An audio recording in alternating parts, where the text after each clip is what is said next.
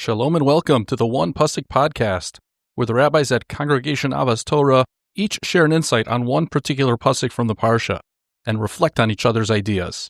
Rabbinic banter, I like to call it. I am Chaim Pupko, and I am joined by my dear friends and teammates, Rabbi Daniel Goldberg, Shalom, and Rabbi Morty Jesus. Shalom. To sponsor a future episode of the One Pasuk podcast for a happy occasion or a yortzeit, please visit onepasukpodcast.com and click on the sponsorship link. All right, here we go.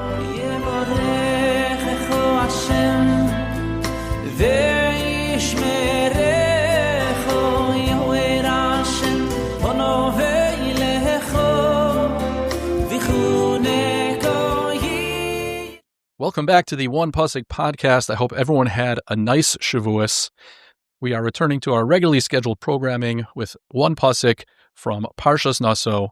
Today, unfortunately, Rabbi Jesus couldn't be here with us, so it's just going to be me and Rabbi Goldberg. Hopefully, we'll be able to compensate. I don't know. Do you got like a kliyaka or something? You can... A kliyaka? I'm actually going to be or presenting an Orach Chaim. I'm presenting exactly. It's I'm presenting an Orach Chaim. Rabbi Jesus usually often does an Orach Chaim. You know, as they say, next man up. You know, we're going to have to make up for Rabbi Jesus just between all of us. Yeah. Before we dive in, though, Rabbi Goldberg, tell me, how much milchiks did you eat over Shavuos? A lot of milchiks. How many meals? We were 50-50. Really? 50% milchig, 50% fleischig. And I have to tell you... Is that a dinner-lunch split? No. It was a day one, day two split. And I have to tell you, I love dairy Yom Tif meals. I'm a huge dairy guy. I think if my reading is good, you disagree. You may have a different experience of dairy than I, but I love a good dairy meal. No. I've come around since my yeshiva days. Well, listen, growing up in my parents' home, my father insisted we have fleischiks for all four meals. Dairy was to be had at breakfast like kiddush right after davening or something. Yeah. But thanks to Shoshana, my girls, I have grown to really appreciate the milchik meal. And I don't know why, but we do one. And it's usually the second day. Very nice. We do one milchik meal. The others are fleischiks. The first night, I know Shoshana serves fleischiks because she doesn't want me eating the milchiks and shul, all the cheesecake and prophylactic dairy. Yeah. Got it. Exactly. But one meal. And listen. Prophylactic fleischig, Prophylactic fleischification. Exactly. And at this point, it's not Shavuos unless we have the baked ziti or the lasagna and some pizza and, of course, the cheesecake and everything. Ice cream also come out with the Haagen-Dazs for dessert. I feel like that's Sometimes we do. Yeah. Sometimes, not every year, but we should make that a regular staple. Yeah. Haagen-Dazs coffee. Yeah, and then there's having a cup of coffee with creamer, and it's great. Although I got to tell you, you mentioned creamer, but I recently discovered that there are certain creamers that are marked dairy that have a low enough dairy content that they can be used in coffee Shabbos afternoon, even if you're fleischiks. Rabbi, this is firstly content that should only be for paid subscribers. Yes. Because that's very... Join our Patreon. Yeah, for lots of kulas. But for Shoshana and myself, it was a game changer. Having the coffee creamer that we like Shabbos afternoon because it's batel. And if anybody really is curious about this, please feel free to reach out to me. Don't try this at home. Definitely reach out to the rabbi first. Yeah. All right, so let's dive in. All right, our one pasuk is from Bamidbar, Parshas Naso, chapter 6, verse 24, Perek Vav, pasuk Chavdalid. It is the first of the Birkas Kohanim. The first pasuk, Yivarechecha Hashem v'yishmerecha. May the Lord bless you and keep you. The Birkas Kohanim are called the Bracha HaMeshuleshes, right? It's a three-part bracha, and each part is made up of two components. So we're focusing on the first, Yivarechecha Hashem v'yishmerecha, that Hashem should bless you and keep you and guard you. And of course, that seems to be, at first blush, two different brachos. But as Rashi points out, it's not really two brachos. It's really a bracha and its necessary pair. So firstly, Hashem should bless you with material blessing, with financial success. And then v'yishmerecha is that blessing should be kept, should be guarded, should be protected, because any blessing without the necessary shmira is not very useful. If you're blessed with robust, beautiful bank account, but it's taken from you, it's stolen from you, or you have no access to it. So then it's not much of a bracha. So you need both the bracha and the shmira. That's kind of the classic explanation of these three brachos, each one with both a bracha and then its corresponding shmira, its corresponding kind of guard protection, so that you can actually appreciate and make use of the bracha. So that's the first kind of mahalach here. Which I have a question on. It's kind of a philosophical question. Yes. If a bracha needs protection, then why would we even call it a bracha in the first place? Shouldn't a bracha, something that is a blessing by definition, be that which is exclusively beneficial? Well, you just have to readjust your definition of bracha. So I think your question is actually even more challenging, I'll say, or it only really bothers me with my second approach, because I'm going to bring in the Orach Chaim, and then I think your question becomes maybe even sharper in my mind. The Orach Chaim says something which I think is very powerful. He says, he gives three different approaches. The first correlates with Rashi, the second is a variation, and then the third, the Orach Chaim says that Yivarecha Hashem, that Hashem should bless you, v'yishmerecha, and then protect you from the blessing. Meaning the blessing itself is not that it needs to be protected, but you need to be protected from the blessing. Because if Hashem blesses you with financial success, that can become its own kind of curse, can lead you down a ruinous path.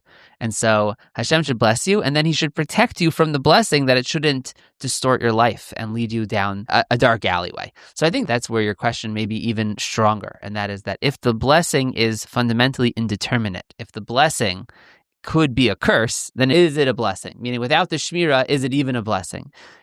People often comment that when people win the lottery, they end up getting very depressed. And everyone kind of knows that.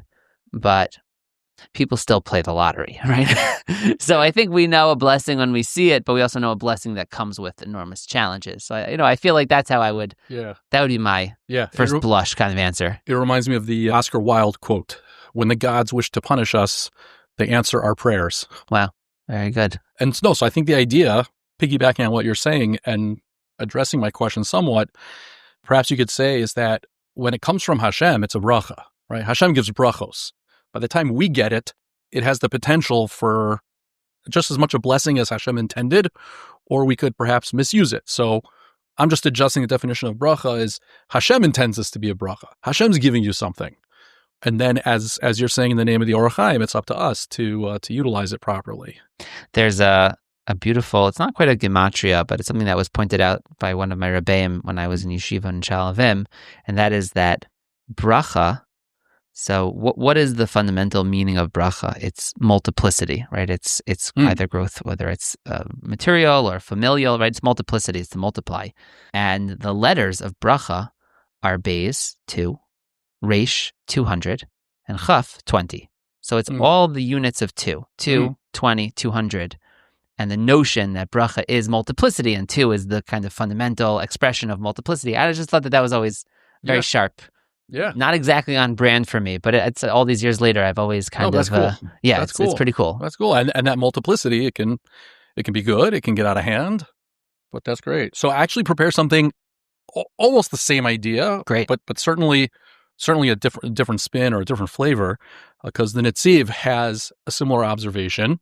And he says as follows. He says, the reason why a bracha requires shmira, the reason why a blessing needs protection is because, and now I'm putting words into the Netziv's mouth, as it were.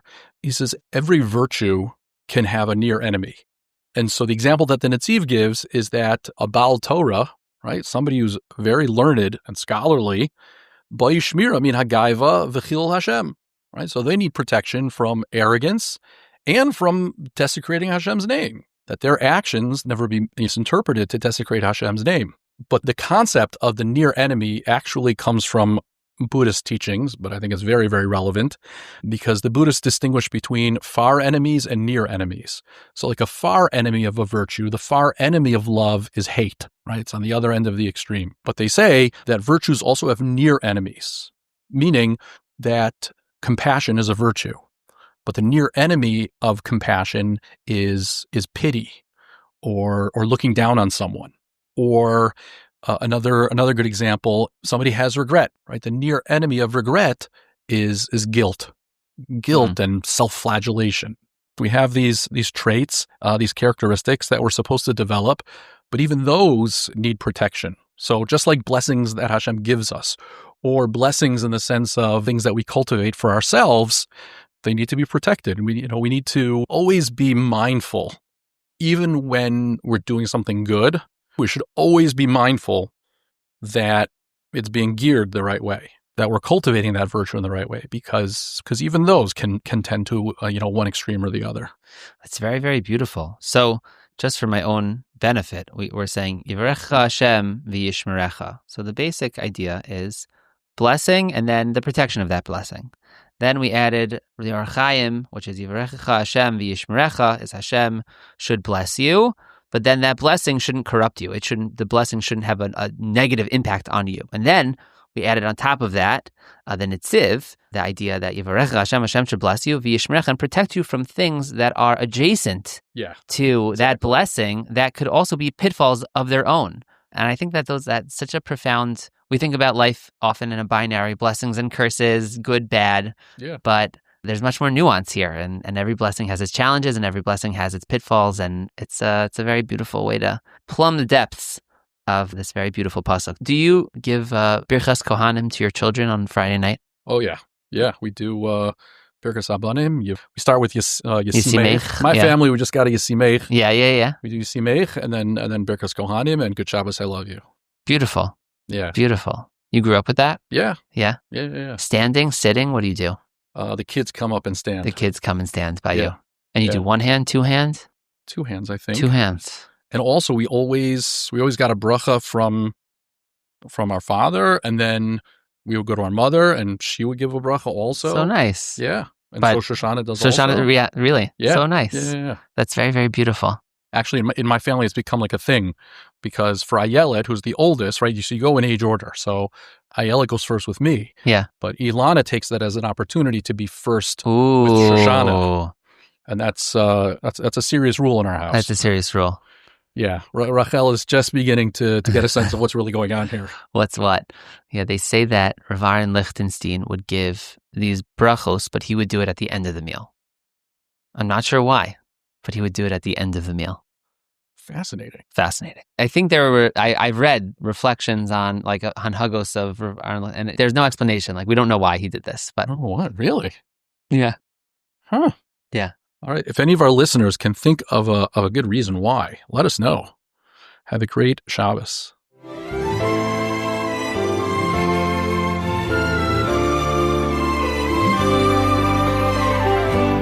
Yesimcho Elohikim Ki Ephraim v'Menashe Yesimech Elohikim Kesarari Yifko Rochen V'Leyo Yesimcho Elohikim Ki Ephraim v'Menashe Yesimech Elohikim Kesarani Yifko Rochen V'Leyo Yevarechecho Hashem Ve'yishmeh